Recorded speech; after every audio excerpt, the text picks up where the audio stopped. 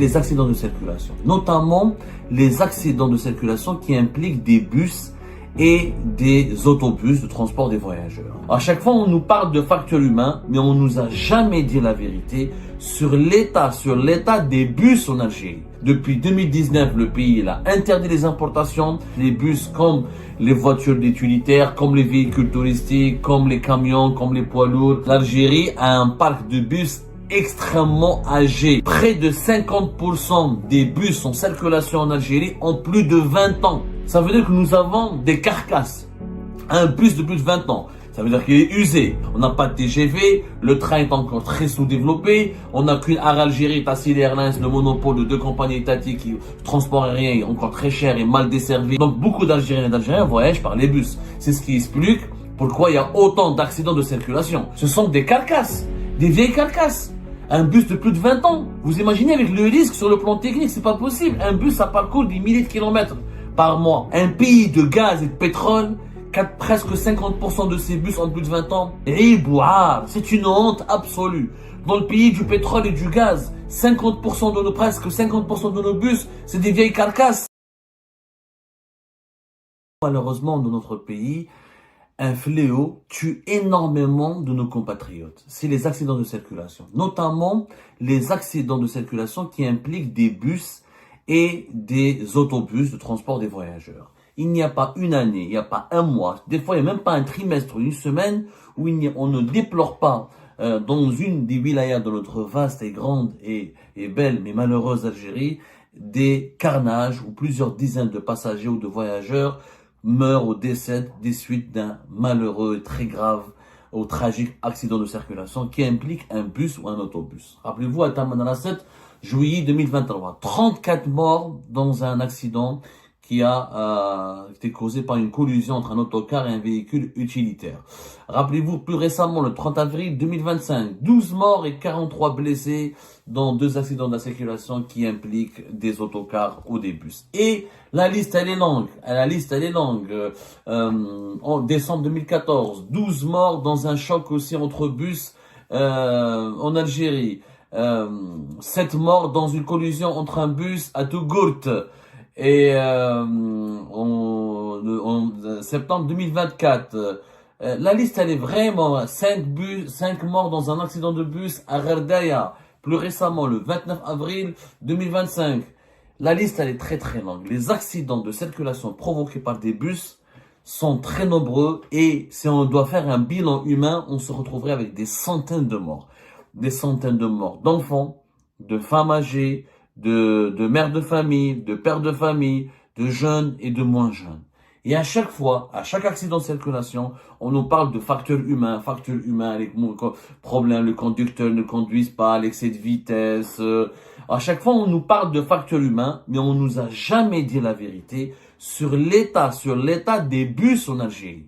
Depuis 2019, le pays a interdit les importations des engins, des équipements de circulation, des voitures et des bus. Les bus comme les voitures utilitaires, comme les véhicules touristiques, comme les camions, comme les poids lourds.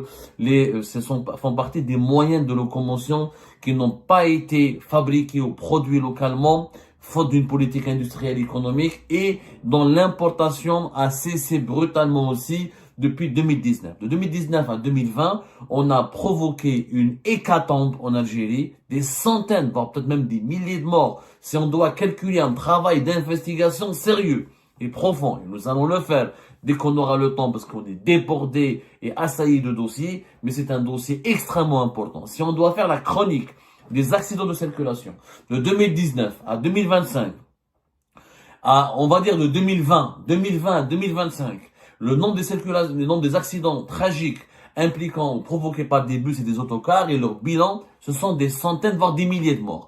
On nous parle toujours des facteurs humains. Jusqu'à aujourd'hui, on a eu enfin la vérité. On a eu enfin la vérité grâce au courage. Moi, je le salue, le ministre des Transports, Sayoud, l'ex-Walid Doran. Au moins, il a eu l'honnêteté de nous parler, de nous donner des chiffres. C'est l'un des rares qui nous a donné des chiffres, parce que depuis 2020, tous les chiffres sont censurés, le chômage, les importations, le commerce extérieur du pays, sur le parc roulant des bus, le parc des bus. L'Algérie a un parc de bus extrêmement âgés. Près de 50% des bus en circulation en Algérie ont plus de 20 ans.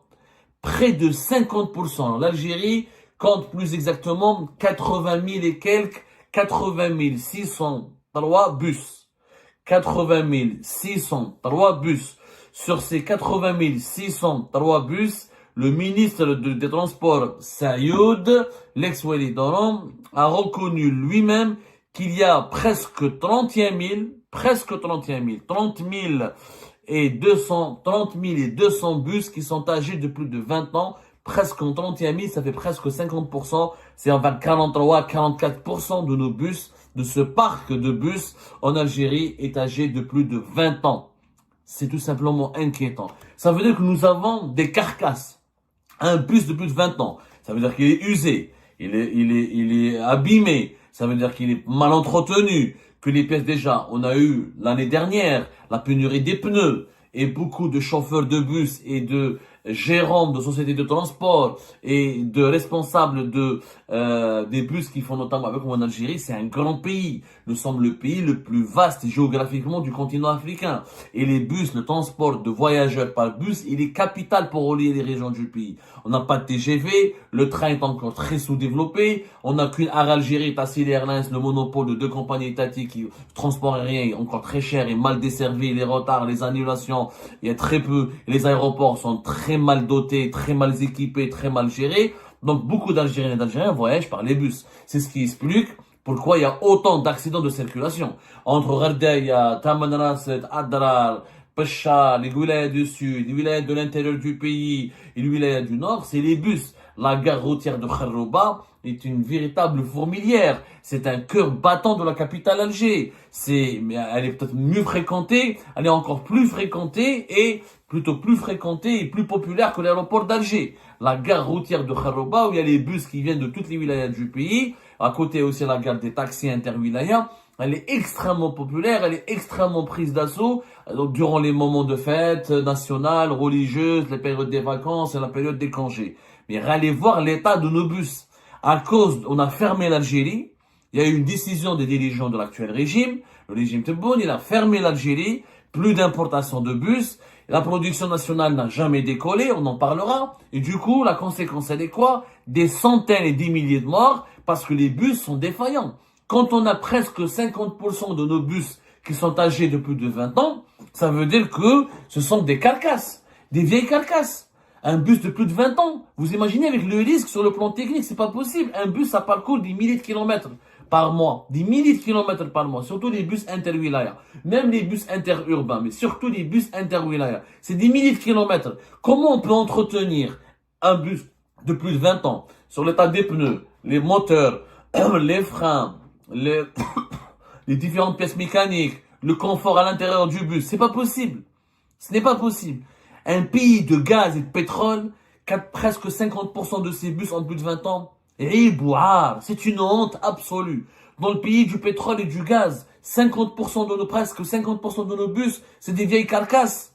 C'est dans un pays pauvre, qui n'a pas de ressources naturelles, n'a pas de réserve de change, ça peut se comprendre. Mais l'Algérie, on devrait avoir des bus flambant neufs, on devrait avoir des bus rutinants, prestigieux. C'est une honte absolue. C'est ce qui a poussé Saïd Sayoud, le ministre des Transports, à annoncer enfin que l'Algérie, d'ici 2026, peut-être, dans le cadre de la loi de finances 2026, elle va autoriser l'importation des bus de moins de 5 ans et que le gouvernement travaille sur un dispositif de facilitation fiscale pour permettre aux privés algériens d'importer depuis l'étranger des bus de moins de 5 ans afin de moderniser le secteur du transport terrestre des voyageurs. C'est enfin une bonne initiative du gouvernement algérien qui se réveille alors qu'il y a eu des centaines et des milliers de morts. Et il n'y a pas eu d'enquête sérieuse. Je défie la justice algérienne d'ouvrir une enquête et je défie les services de la gendarmerie algérienne d'ouvrir des enquêtes rigoureuses et sérieuses. Et vous allez voir qu'avec tout le monde le dit, les voyageurs le disent, ceux qui prennent les bus en Algérie le disent, les chauffeurs, les conducteurs des bus, les gérants de ces sociétés de transport, les spécialistes du transport routier, les habitués du transport par bus et du transport routier le disent. On a des bus qui sont devenus des hécatombes ambulantes. Des risques de mort. C'est des bus, normalement on doit les appeler voyage au bout de la mort. Pas un voyage pour aller rejoindre les parents, pour aller chercher d'une région à une autre. C'est un potentiel voyage au bord de la mort. Les bus sont dans un état catastrophique. Faute d'importation des pièces de rechange et de leur disponibilité. Faute de la disponibilité des pneus et de leur importation. Faute de la disponibilité des pièces mécaniques. Faute de l'importation de la disponibilité des produits des bus tout court. Des bus tout court, on n'importe plus de bus. Il y a plus de bus les bus neufs, les autocars neufs, il y en a plus. Du coup, on utilise un parc de carcasses, de vieilles carcasses, et c'est une catastrophe. C'est une catastrophe nationale qui a causé des milliers de morts, dont le gouvernement, le régime algérien, doit assumer absolument toutes les conséquences et l'entière responsabilité. C'est des épaves.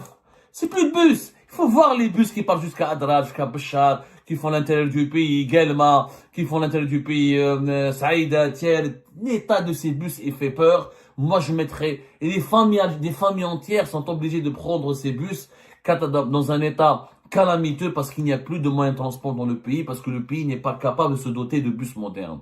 Et pourtant, au lieu d'importer, le ministre des Transports, c'est pas son champ d'action. Il a eu au moins le courage et la lucidité de nous donner des chiffres. Où est l'industrie? La production locale des bus, elle en est où?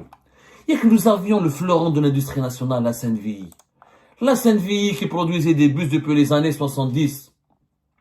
Et qu'on avait une société, la Senvi, héritière d'une société qui datait de l'époque coloniale. Depuis l'époque coloniale, on avait hérité d'une société qui fabriquait des bus en Algérie. C'était la fameuse société africaine des automobiles Berliet, la SAB.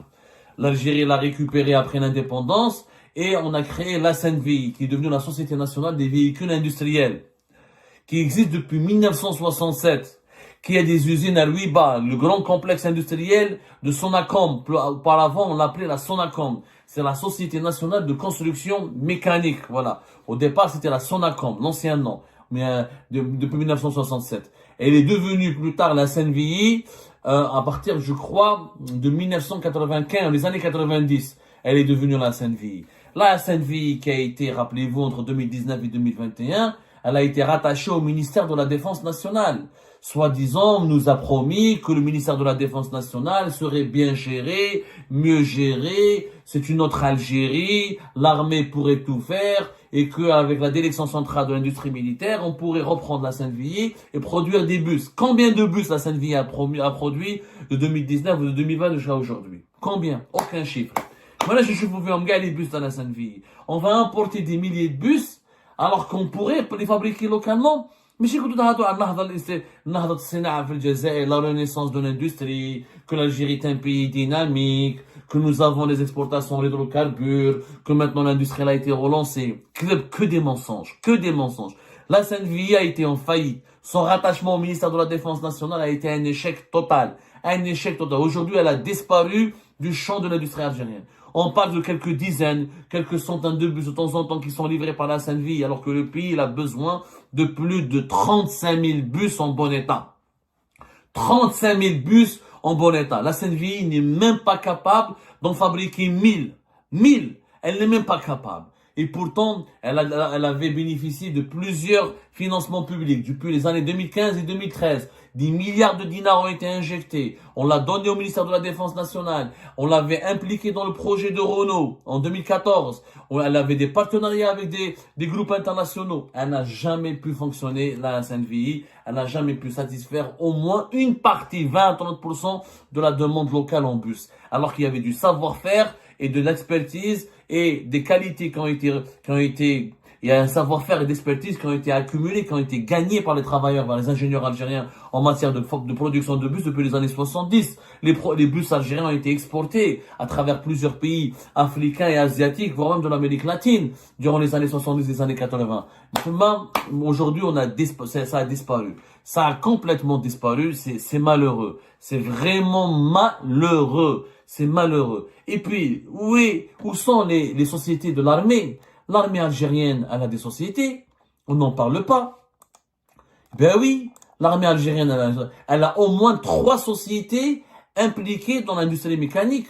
Dans la fameuse usine Tieret, c'est l'usine Mercedes-Benz de Tieret, la fameuse SPA Savar, la société algérienne de fabrication des véhicules de Tieret, qui avait un partenariat grâce aux Émiratis avec le groupe Daimler Mercedes, qui Mercedes fabrique des bus. On aurait pu utiliser les sociétés de l'armée algérienne pour développer la production de bus. Et d'ailleurs, c'était l'une des promesses. Ça a été l'une des promesses du ministère algérien de la Défense nationale. Il y a aussi la société, le ministère de la Défense nationale, il a créé en 2016, je crois, à Rouiba, une société qui s'appelle AMS-AMB, qui devait faire un partenariat ambitieux avec Mercedes-Benz. C'est la société algérienne Motors Service Mercedes-Benz SPA qui a rattaché à l'établissement de développement d'industrie de véhicules qui relève du secteur économique de l'armée nationale et populaire. Où est sa société? Il y avait une autre société, la SFMA, dont personne n'entend parler, qui existe aussi, qui est une société spécialisée normalement dans la production des moteurs allemands. Le ministère de la Défense nationale de 2015-2014 jusqu'à 2020, il a développé 3 sociétés qui sont censées pouvoir produire localement. On ne les voit plus. Pourquoi? Parce qu'on a diabolisé les capitaux émiratis. Les Émiratis étaient, avec le fonds émirati Abar Investment, étaient la principale locomotive du groupe allemand Mercedes-Benz Daimler pour le développement de la production de camions et de bus et de vannes et de 4x4 en Algérie. Et comme on entend, comme on s'est disputé, comme des cons, voilà, des idiots. La production, ni les images de l'usine de Thiel, on ne les voit plus à la télé. Au moins, avec l'époque de Gaï Salah, à l'époque de Bouteflika, il y avait quelques bus, quelques 4x4, quelques engins, quelques équipements sortaient, quelques véhicules utilitaires et véhicules lourds sortaient des usines de ce projet algéro-émirati allemand. Marrakech. Donc, à Marrakech, comment se fait-il? Parce que les Émiratis ont levé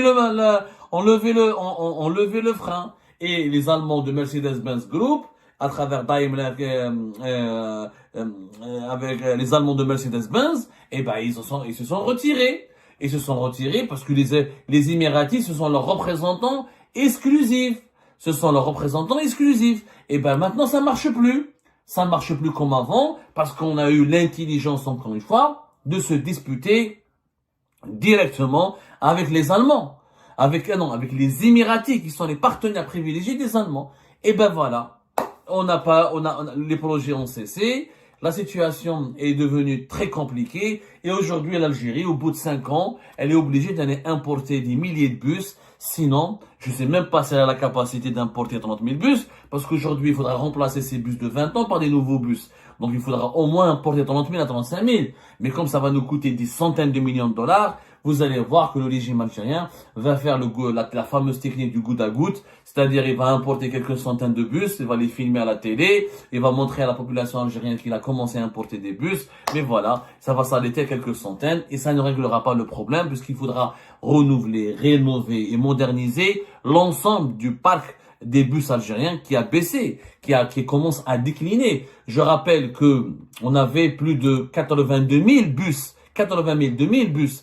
C'est tombé à 80 000. Ça veut dire que ce secteur, il y a de plus en plus de bus qui s'arrêtent, qui ne peuvent plus compter, qui ne sont plus opérationnels, des conducteurs et des propriétaires de bus qui arrêtent ce métier parce que la pièce de rechange elle est rare et elle est chère, parce que les pneus sont rares et sont chers, et l'entretien de leur bus leur coûte de plus en plus cher, et ils abandonnent ce métier. En 2021, on avait 82 000 véhicules qui faisaient le transport d'autocars et de bus avec 2 millions de sièges. Ça a baissé à 80 000 et quelques. On a perdu en pratiquement 3 années presque 2000 bus. Donc ça va continuer comme Je ça. vous remercie, comme d'habitude, pour avoir suivi la vidéo jusqu'à la fin.